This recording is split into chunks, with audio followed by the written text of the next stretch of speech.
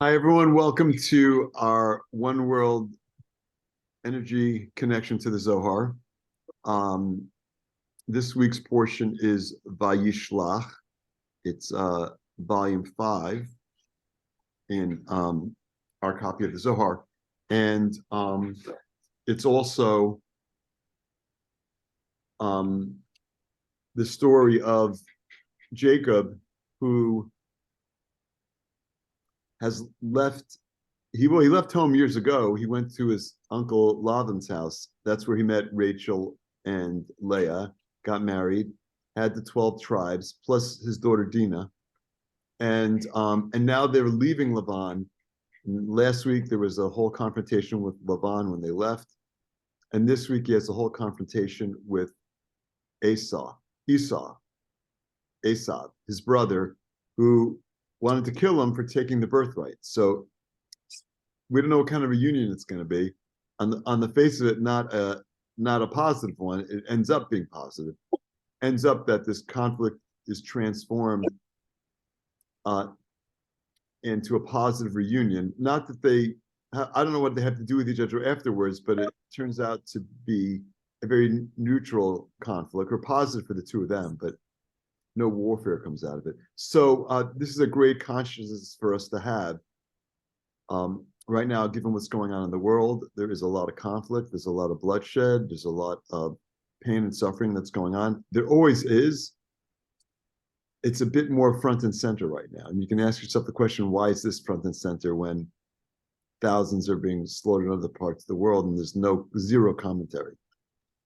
You can ask the question, I don't have a good answer for it. But definitely, there may be a conflict going on right now in the 1%, but there is definitely a significant amount of transition and transformation going on in the 99%. And of course, we want to connect to that energy and channel that from the highest reaches of the metaphysical realm that we can connect to. And when we connect to the Zohar, we're connecting to the level of Binah, and that it is the highest level that we can connect to, and it is the reservoir of fulfillment.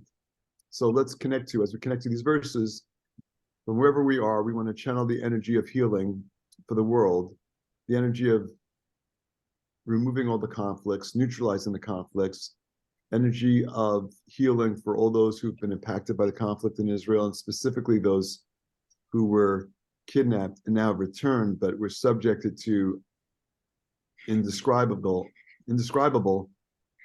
torments and tortures while they were in captivity. We also want to pray for the release of the other hostages, and also pray for the safety of everyone there, and specifically the soldiers who are trying to protect the innocents and gain the release of the hostages. Also, let's connect to the energy of removing negativity from the world, of protection from evil eye and evil speech, of connecting to the energy of ahavat chinam, unconditional love, and treating everyone with human decency. And if we lived in a world where we had unconditional love and treated everyone with human decency, we wouldn't have the conflicts that we have. So it's just an important consciousness to have. Let's invite in the lineage of the Rav and Karen Michael, Rav Shlag, Rav Brandwein, the Ariya Kodesh, the Ramchal, Rav Tarfon, Rav Razulai, Rav Menachem Mendel Levatepsk, Rav Kolon, Mishapira Piasetza, the Baal Shem Tov, Rav Shimon Bar Chaim, of all the students from Mordechai of Chernobyl, one soul with Yosef Atzadik in Shechem.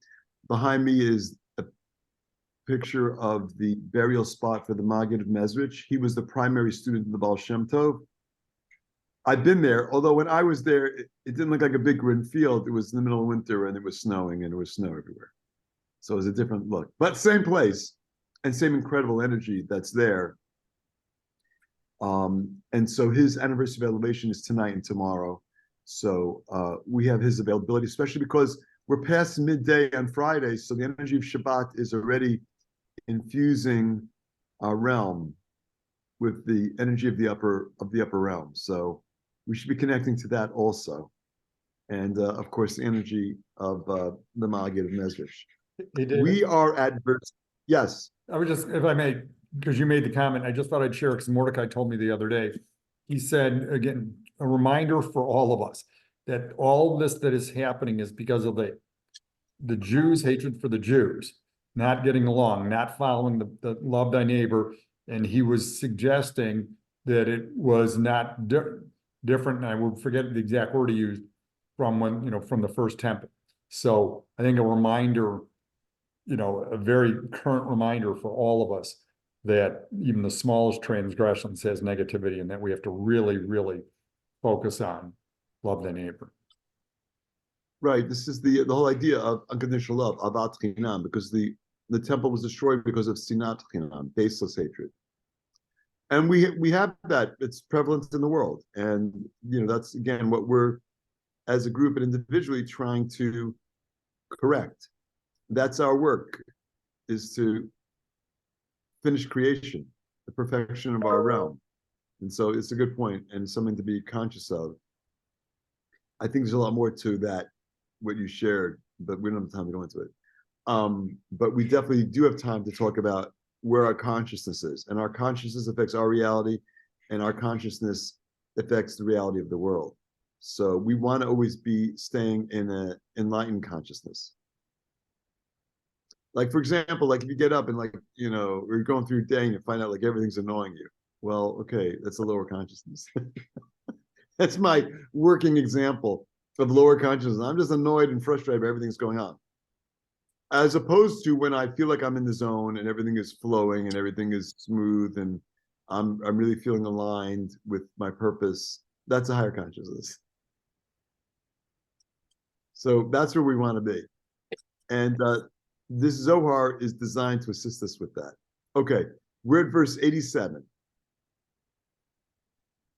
And the article is called, "And there wrestled a man with him." So as the story goes, en route to reconnecting with Esav, Jacob's brother, Jacob is camped, and there's a Zohar somewhere we're not covering where he realizes he left something or is missing something or forgot something. He gets up in the night and he goes back, and he's alone as he goes back to look for what he left behind.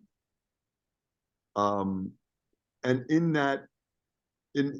as he takes that little diversion from his trip, he comes upon a man who picks a fight with him, and they end up wrestling till dawn.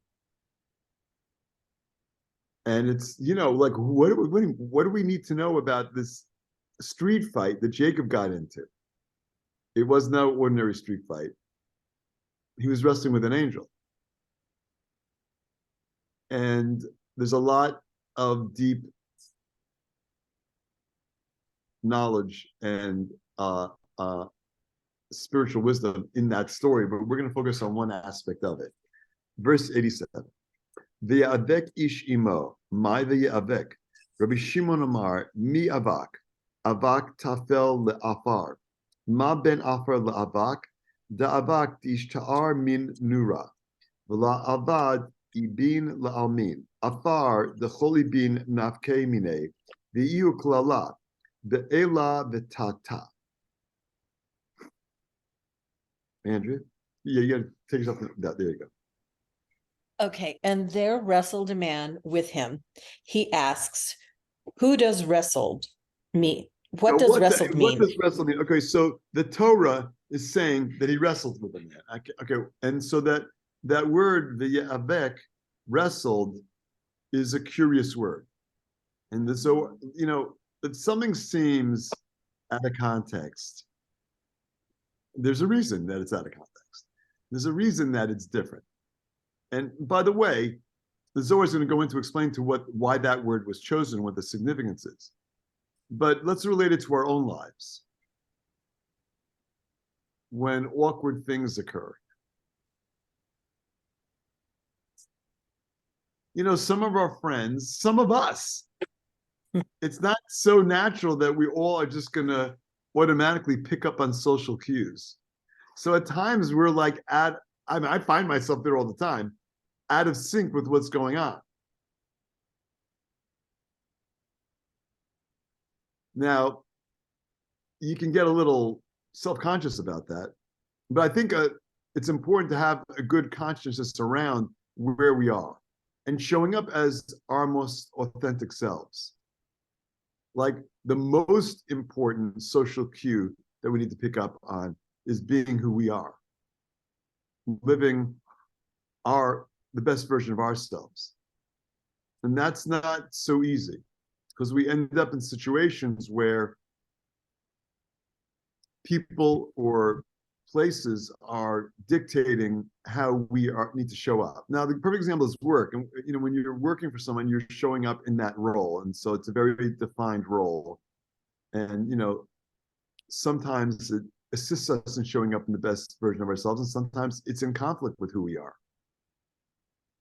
Same thing with relationships, same thing with families. Like, ideally, we want to be at work, at play, and in relationships as the best version of ourselves we can be. And a lot of this information is hidden from us. It's not so obvious. If it was obvious, we would have done something about it. So when things don't feel right, we need to ask our question: why is this in my movie? What am I feeling? What is the source of this feeling? We didn't come here to suffer. Your soul did not come here to suffer. Your soul came here to remove the blockages that stand between you and your soul, to fully manifest your soul. So if something is not fitting, it's the universe sending us a message. Just like we have a choice of words here in the Torah that is indicating something else is going on, that there's a deeper message. It's the same thing going on in our lives all the time.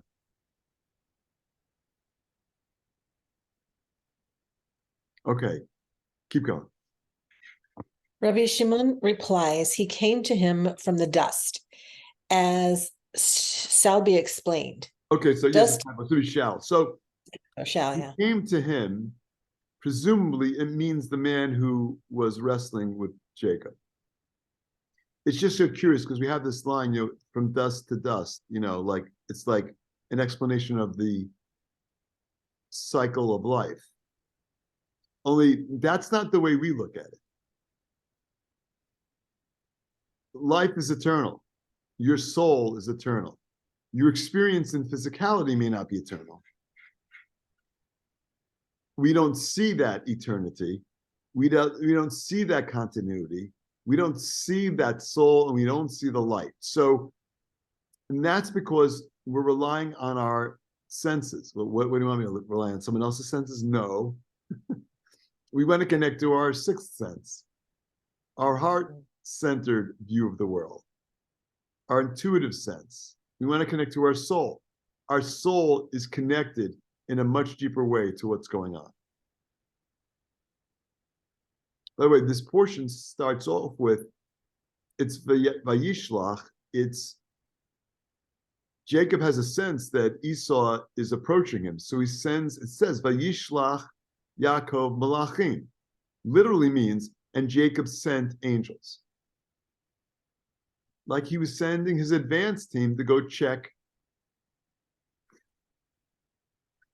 Esau out, take his temperature, see what his agenda is. But it's in marked contrast with when Jacob first leaves home and goes to Lavan. He also sees angels. Anyone recall where he sees those angels? In a dream state. In a dream. He sees the ladder. He sees the angels going up and coming down. Now he's in a wake state. Not only is he seeing angels, he's sending them to do his bidding. He's a different manifestation of his soul. I mean, there are several times, there are at least two, in this week's portion where he has conversations with angels. He sends them, and then they come back and they tell him what they saw. Now, some might say we're using the word malachim, angels, but really it's just messengers. But then it could use a different word. So, like, in a much deeper way, this is the level of connection that Jacob had with angels, with his guides, with his spiritual guides. We also have the same opportunity to get messages from our guides. And so this portion is strengthening our ability to connect in a much deeper way to the metaphysical realm and to the guides that we have available to us. Okay, back to the text. Andrea? Thus, dust is of lesser importance than earth. Why would that He be? asks, Yeah. What's the difference between dust? What's the difference between dust and earth? Because they're saying he comes from dust. So what would be that difference? And the Zohar is going to tell us, in case we missed it in earth science class. he asks, what is the difference? Okay. He answers, dust is the residue of fire. That is, what is left from a fire is called dust. I'm thinking that's ash. Right? Right. Yeah, okay. It's dust, but it's ash. Go ahead. It never produces fruits. From earth, however, all fruits grow as it comprises everything above and below. Okay, so at a very simple level, the dust here is ash. It doesn't facilitate growth. Earth, on the other hand, is enriched dust, essentially. It's an enriched substance, which is capable of supporting life. It's Malchut, as we'll see. It's this physical realm. You know, it's like a chia pet. It grows when you add water. It grows. It facilitates growth. This is why are we here? Why did our souls sign up for like this space expedition? You know, like if you had to don a spacesuit and go up to Mars, assuming that it could support life, you know, it'd be somewhat of a venture. I don't think it's so available to us now, but maybe when we conquer space travel, we can all visit other planets. But like they do in Star Trek and other sci-fi movies, you go and you visit. But we don't really look at our time here on Earth as we basically signed up to live on a planet. Isn't that what our souls have done? I mean, we look at it, what do you mean, David? This is the world. I understand, but imagine for a second you came from somewhere and then you ended up here. It's as if you put on a spacesuit and went to live on Mars. Or the moon, for that matter.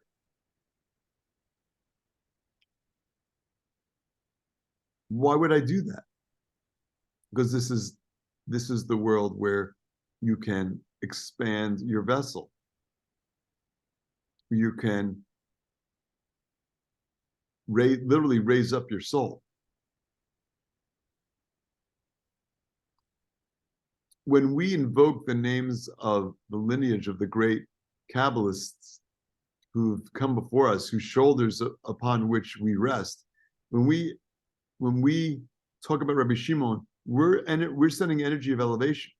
It's part of our consciousness. If we study over Shabbat and we think about the Maggid of Mezrich, we're sending him energy of elevation. When someone who we're close to, on the anniversary of their elevation, and we do something in their merit, whether it's sharing of some kind or spiritual study of some kind, we're sending them energy of elevation. Can't they do that? No. This is the realm of elevation. That's why we came to this planet. That's why we're here, to complete the creation, to bring it to the level of perfection, the Gemara Tikkun. That literally is why we're here. And who got the whole thing started? Well, I guess several people did. Adam did, Abraham, Isaac, but Jacob represents that central column, that balance between the mercy of Abraham, his grandfather, and the judgment of Isaac, his father. He's the channel, he's central column, he represents that balance.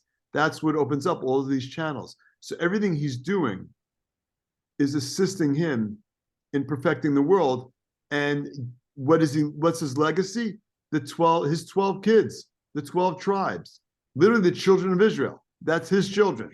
Jacob is Israel. And the children of Israel are his children. Those are the tribes. That's who we are, working on elevating consciousness for the world. Playing out over generations. But that's where we're at. That's what's happening right now. Literally, as we connect to these verses, that's what we're doing. And you can't do that in the ash or the dust. You have to be in earth. You have to be in malchut, in physicality, connecting to the upper realm, the source of all fulfillment and all healing and all understanding. I listened to an old recording of the Rav this week. Maybe some of you heard it because it was being passed around, where he talks about what does it mean to be spiritual. It's an old recording, and what he says is, chokhmah. Okay, so the three top sfirot, we have Keter, we have chokhmah, and bina. When we connect to the Zohar, connecting to bina, it's understanding. Chokhmah is wisdom, something like that. It's what it means. So the Rav's like, you mean it's just the accumulation of knowledge? Is that what this is all about? We're just collecting facts, geometry, geography, physics, biology. Is that what it's about? Earth sciences. That was an actual course I had in high school. It was required in New York State. You had to take a Regents exam on earth science, as I recall. I mean, is that what this is about? Is that what Chokhmah is about? And so the Rav says, you acquire the knowledge and then you restrict. Tzimtzum, that's what Tzimtzum is. We restrict. You acquire knowledge and then you push it away. You actually discard it. It's not about the knowledge. It's about pushing away from it.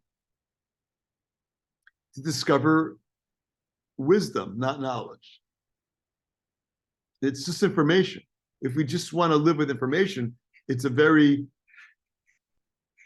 limited scope. We want a much deeper scope. And that's where Tzimtzum comes in. It's our ability to separate ourselves from that. It's a paradox, though, because we think it's about the accumulation of knowledge, the accumulation of things, and it's actually not. The paradox is to fully appreciate something, you need to be able to kind of push it away, to resist. Yes, Ron. I just think that's really cool because it literally is like letting go, right? And like not being attached to an outcome or, like whatever, right? But you ever heard the saying, like, if knowledge is power? But I've also heard that, like, no, knowledge isn't power because you can have all the knowledge and not do anything with it. Right. It's what you do with it. Yeah, but it's what you do with it. It's like applied knowledge, right? But in this case, it's the I don't know, like you said, the Simsum, right? Like the like, I don't know, like tapping into the energy of creation, I guess. Yeah, well, you are creation of this world, because this world is, is an example of Tzimtzum. It doesn't look that way to us. It looks like it's everything, but actually it's nothing. I mean, all the light's coming from someplace else. Literally, everything we encounter is coming from someplace else. There's nothing, this is an illusion. This is like, like a 3D movie we're living in. One more question.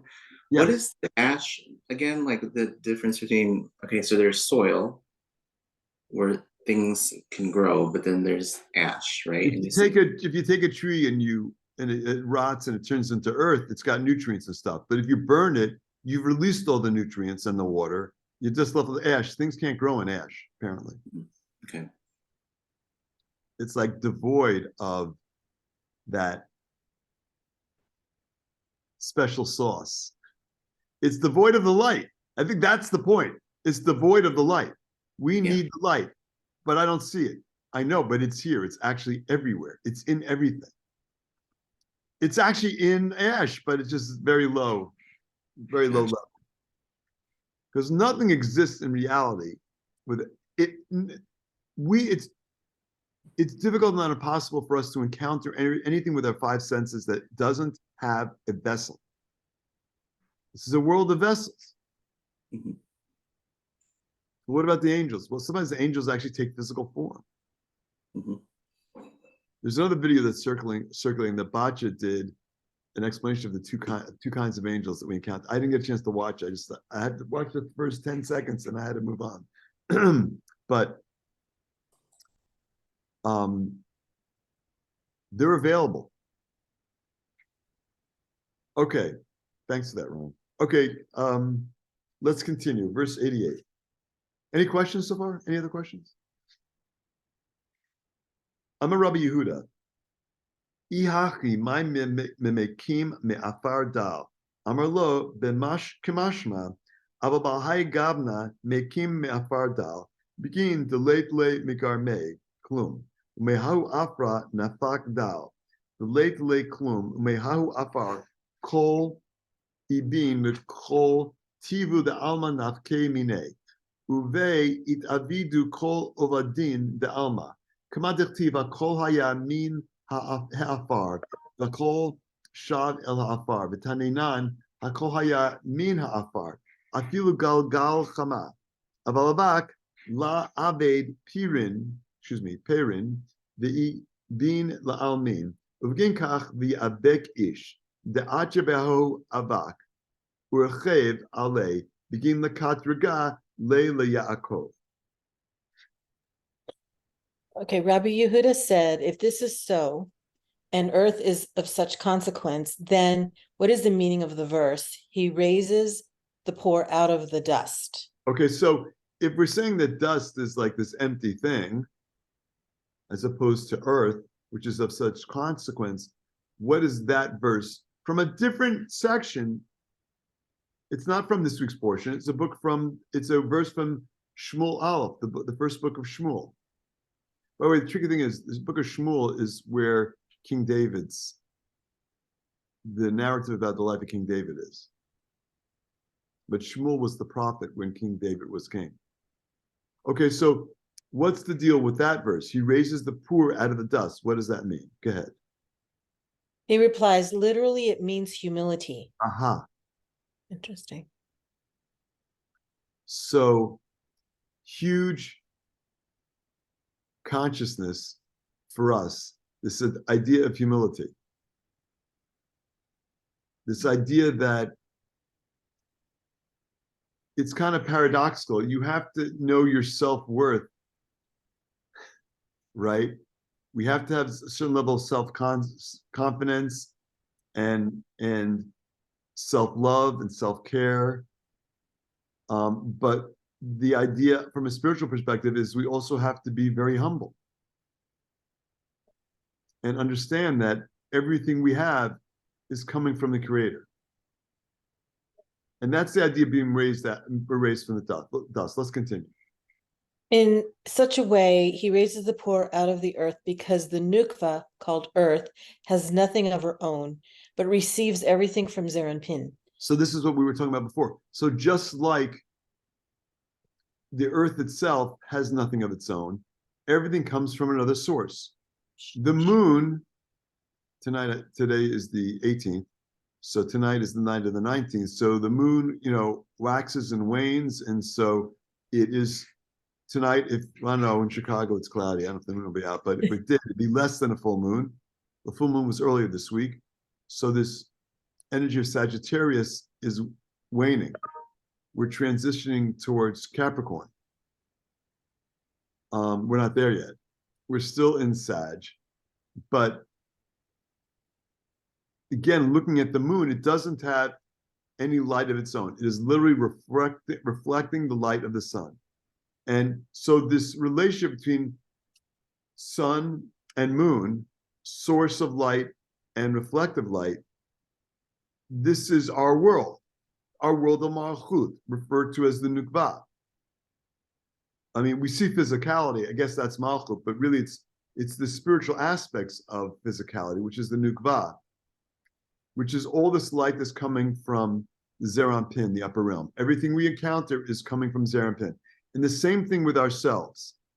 Everything that comes to us through Zeranpin, through the Nukva, the manifest in the Nukva, is coming from someplace else. I know it looks like I go to work and I get paid for doing a good job. But really, I'm on the creator's payroll. Everything that I receive is coming through the creator. I have to go through the formalities of what it's like to exist on earth. And at the same time, I need to expand my consciousness to understand that everything I do receive is coming from the creator. And the more I understand that, the more I can hack the system. The more I can align myself with the light of the creator and become the cause, not the effect.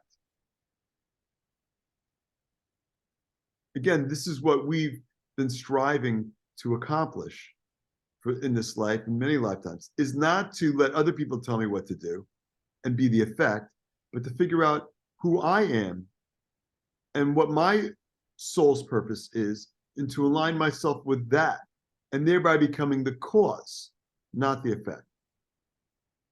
When I do something because it was a good idea, because someone else suggested it, that might be right for me, but I'm doing something because someone else wants me to act in a certain way, or is imposing certain constructs on me, I am the effect. When I am in reactivity, literally, I'm reacting to what? Something external. And so becoming the cause means I'm going to restrict, I'm not going to react to that external stimulus. I don't care what they said. I'm not getting angry. I'm not getting reactive. Or I'm going to get angry and then I'm going to pause. I mean, we have all these tools for how we deal with it, but when I am acting based on an external stimulus, I'm no longer the cause, I'm now the effect. And if we want to live a life where we experience greater levels of joy, greater levels of purpose, greater levels of meaning, we need to be the cause. The creator doesn't have a bad day. We do. But the creator doesn't have a bad day because the creator is the cause. The more we experience being the cause in our life, the more joy and alignment with purpose we have. Or the more alignment with purpose we have, and the more joy that stems from it. And then that is unconditional happiness. That's coming from within. So ultimately, who is Jacob wrestling with? Well, negativity, for one thing. Emptiness coming from the dust. It's the other side that wants to take our life, that wants to get us into being the effect, not the cause. And thereby disconnecting us from the light. There is no light in dust at low levels. The light is what we manifest in physicality by being the cause. It took me a long time to get, I still don't really have it down. I'm sure there's more area for expansion of my consciousness of this, but it took me a long time to figure out what does it mean to be cause? Like how do I apply that to my life? And the truth is we have to wrestle with it. I'm wrestling with my desire to receive the self. Yes, Andrew. When I think of wrestle, when it asked what does it mean wrestle, as opposed to fight or argue, or so when I think of fight, like a street fight, you're punching each other, but with wrestling is more of like a sport where you have to be strong or you're getting stronger. So you have your opponent who's strong and he's going to wrestle you, and your strength, you're supposed to pin him down or whatever to win, but you have to have strength to do that, or you have to gain strength to do that. As opposed to fighting, you're just like coming out of weakness when you're fighting with someone, right? Yeah. So it's when we use the expression, a lot of times we use the term wrestling with something. It's like this idea that I need to process it. Like I'm being challenged. A wrestling match is a challenge. You want to come out on top, literally. You want to come out with an elevated consciousness, not a lower consciousness. You don't want to get pinned down to the ground. I want to I want to add actually, because the analogy is interesting, right? Because, wrestling and certainly in the Asian arts, right, is you're using the other person's weight / leverage against them. So, and I see people nodding. So what's really interesting is, right, if we, we're wrestling, but when we get the light, the light on our side, we're not really doing the work, right? We're somehow pushing the button on them and they're falling, right? We're not really exerting all that energy. Right. Right. It's like, so an external stimulus will occur. Someone will act poorly towards us. And it's now like that energy, we've allowed that energy into our heads. And now it's like taking us down. We're wrestling with it. It's trying to knock us down. And we want our consciousness elevated. But processing that challenge is giving us the opportunity to elevate.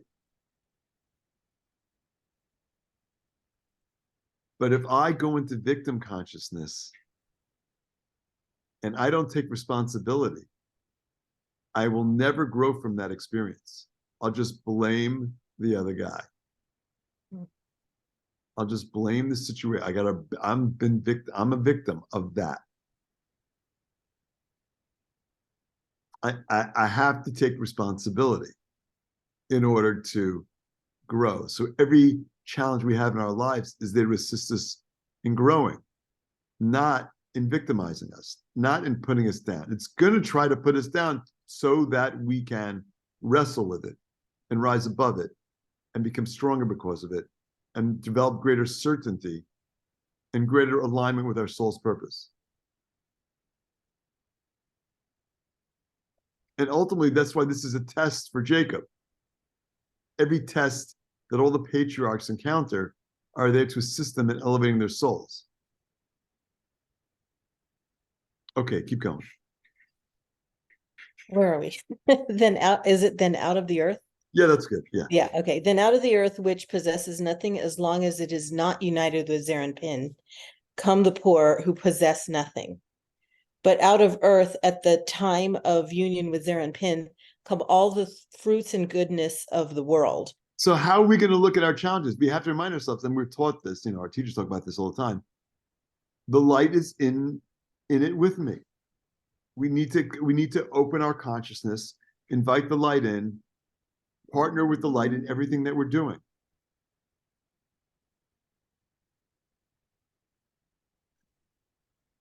And that's really it. Okay, keep going. But of the earth, at the time of union with Zer and Pin, come all. Okay, so I read that. So like, again, that's a consciousness thing, like understanding that everything is coming from the light, all the goodness, all the joy, all the unconditional love, all the unconditional happiness, all the companionship, all the partnership, all the soulmate energy, all the healing, all the removal of negativity. It's all coming from the light. We need to turn the light on in the darkness. And we do that by elevating our consciousness to understand when we're connected, the light is flowing. When we're disconnected, it isn't. And we have to get stronger in forging that connection. Well, how am I going to get stronger? I'm going to wrestle with forces to try and lower my consciousness and disconnect me from the light. That's us growing greater in certainty. It's not a Pollyannish view of the world. Oh, there's no problems. No, there is. I conquer that with my consciousness. And the challenges I have assist me in growing with my consciousness. Okay, keep going. All that is done in the world is made from earth, as it is written, all are of earth and all return to earth. We have learned that all is of earth, even the wheel of the sun, but dust never produces fruits and plants. Therefore, there wrestled a man, Yes, who came out of the dust, his nukva, and rides upon it to accuse Jacob. Okay, so we're at a time, I encourage you all to read verse 89, kind of bring the bottom lines it in some other ways, but for us, this is about our struggle and giving us the strength to overcome our challenges and to see that deeper reality, to see and I mean, literally see, but to really comprehend, to connect with, to know that everything we encounter in this world is coming from another place. And the stronger we are, the stronger our consciousness is, the more elevated our consciousness is in understanding that, the greater power we have to align with our purpose, to align with our soul, and manifest greater energy in the world, manifest the energy of peace, manifest energy of releasing the hostages, of reducing the tension and the conflict in the world. That's what it's all about for us, and that's what we're accomplishing with all the work that we do. Okay, everybody. Shabbat shalom. Love you all. Shabbat shalom. Thank Great you. weekend. Thank you. Thank you.